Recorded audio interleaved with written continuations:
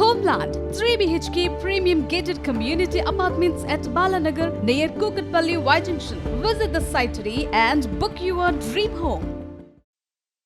తెలంగాణ రాష్ట్రం ఏర్పడ్డ తర్వాత 2014 నుంచి 18, 18 నుంచి 23 వరకు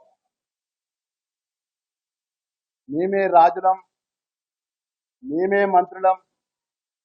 ఈ టిఆర్ఎస్ పరిపాలన 23 ఎలక్షన్స్ సంవత్సర కాలం ముందు ముచ్చటగా మూడోసారి మేమే ప్రభుత్వంలోకి వస్తాం, మేమే రాజ్యాన్ని వెళ్తామని చెప్పి మాట్లాడినటువంటి మాజీ ముఖ్యమంత్రి కేసీఆర్ గాని, మాజీ మంత్రి కేటీఆర్ గారు కానీ, టిఆర్ఎస్ పార్టీ నాయకత్వం కానీ గత 40 సంవత్సరాలు కాంగ్రెస్ పార్టీలో ఒక నాయకునిగా ఒక ఉన్నతమైన స్థాయిలో ఉన్నటువంటి జీవన్ రెడ్డి గారు, మేము కాంగ్రెస్ పార్టీ ఉన్నటువంటి గౌరవ ముఖ్యమంత్రి గారిని, రేవంత్ రెడ్డి గారిని ఓడగొట్టడమే నా ధ్యేయమని మాట్లాడడం అత్యంత బాధాకరం. ఆ రోజు మన ప్రతిపక్షంలో ఉన్న రోజు ఈ రాష్ట్రంలో టిఆర్ఎస్ పార్టీ అధికారం ఉన్నప్పుడు ఈ కేసీఆర్ని తట్టుకునే మొగోడు ఈ రాష్ట్రంలో ఎవరు లేరు. మరి కాంగ్రెస్ పార్టీలో ఒక రేవంత్ రెడ్డి ఒక తట్టుకోగలుగుతాడు. ఈ రేవంత్ రెడ్డి గారు ఒక పిసిసి అధ్యక్షులైతే పార్టీ ప్రతిపక్ష పరంగా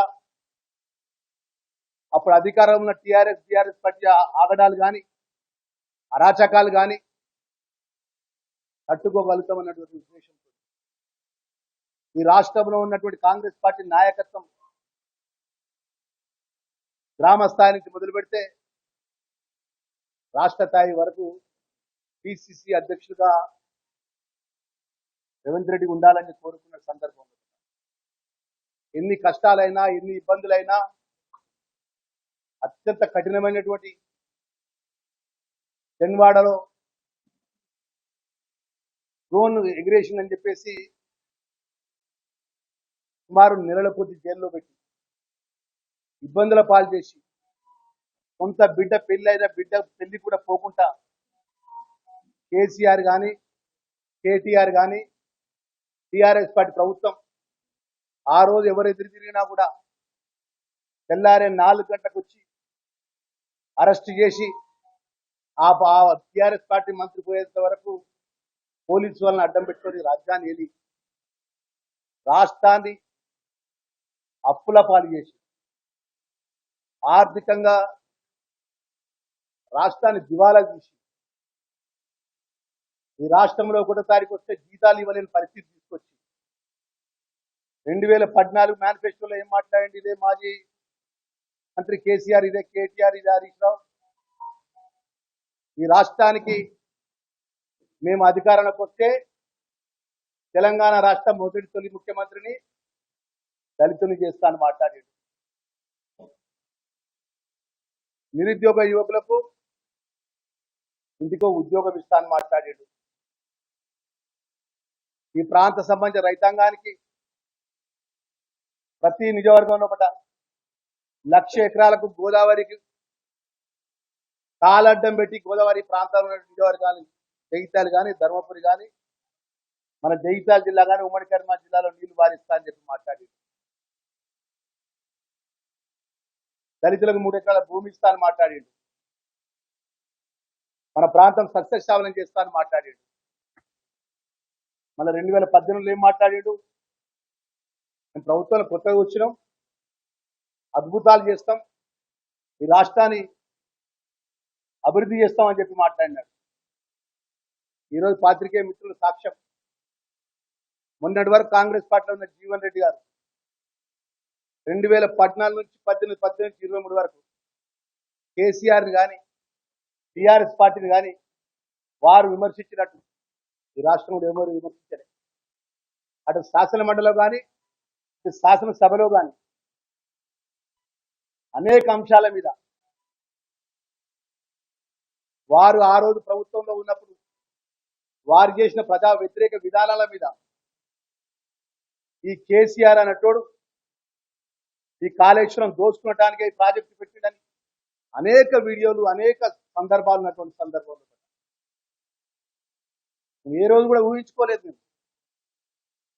ఈరోజు అఖిల భారత కాంగ్రెస్ పార్టీ నాయకత్వానికి ఆ రోజు సంజయ్ కుమార్ గారు కాంగ్రెస్ పార్టీలోకి వచ్చిన తర్వాత నేను ఢిల్లీకి పోయిన నేను శ్రీధర్ బాబు గారు ఆ రోజు ఢిల్లీ నాయకత్వం ఒక మాట అన్నది, ఈ రాష్ట్రంలో కొత్తగా ఎమ్మెల్యేలు చేసుకున్న విషయంలో అఖిల భారత కాంగ్రెస్ పార్టీ నిర్ణయం ప్రకారమే జరిగింది తప్ప ముఖ్యమంత్రి రేవంత్ రెడ్డి గారి పాత్ర లేదని చెప్పి మాట్లాడిన విషయాన్ని కూడా వారికి గుర్తు చేస్తున్నారు. మరి ఆ సందర్భంలో బట్ట మీ అందరికీ తెలుసు ఈ రాష్ట్ర పరిస్థితి. మరి ఆ పరిస్థితుల్లో బట్ట మరి అఖిల భారత కాంగ్రెస్ పార్టీ కొన్ని నిర్ణయాలు తీసుకుంటుంది. మరి ఒక ఉదాహరణ నేను కూడా చెప్తున్నా. 2004లో నేను ఆ రోజు మేడారంలో అనుకున్న సందర్భంలో టికెట్ ఇస్తే 2004లో అలయన్స్ లో నాకు కాంగ్రెస్ పార్టీ టికెట్ ఇవ్వకుండా ఇదే కొపరేషన్ టీఆర్ఎస్ నుంచి అభ్యర్థిగా ఆడ నిలబెట్టిందట మేడారంలో. అంటే పార్టీ నిర్ణయానికి మేము కట్టుబడి ఉన్నాం. అలాంటి సందర్భంలో పార్టీ నిర్ణయాలు కొన్ని నిర్ణయాలు తీసుకున్న సందర్భంలో కూడా వారు రావడం జరిగింది. ఆ సందర్భంలో కూడా కాంగ్రెస్ పార్టీ సంబంధించిన కార్యకర్తల విషయంలో కానీ కాంగ్రెస్ పార్టీ నాయకత్వం విషయంలో కానీ ఇబ్బందులు ఎదురైనప్పుడు ఎవరితో మాట్లాడాలి? పెద్దవాళ్ళు పోయి వెళ్ళి నాయకత్వంతో మాట్లాడాలి, లేకపోతే ముఖ్యమంత్రి గారితో మాట్లాడాలి. మరి ఆ విధంగా మాట్లాడకుండా ఈ రోజు నుంచి పార్టీ మారడానికి రేవంత్ రెడ్డి కారణం అని చెప్పి, కాంగ్రెస్ పార్టీ కారణం అని చెప్పి వ్యక్తి 2 సంవత్సరాల్లో పట్టినే రేవంత్ రెడ్డి గారి మీద ప్రజలు మార్పు కోరుకుంటున్నట్టే నాకు చాలా బాధ అనిపిస్తుంది. ఎందుకు మార్పు కోరుకుంటుంది? కన్న బియ్యం ఇచ్చినందుకు మార్పు కోరుకుంటుందా?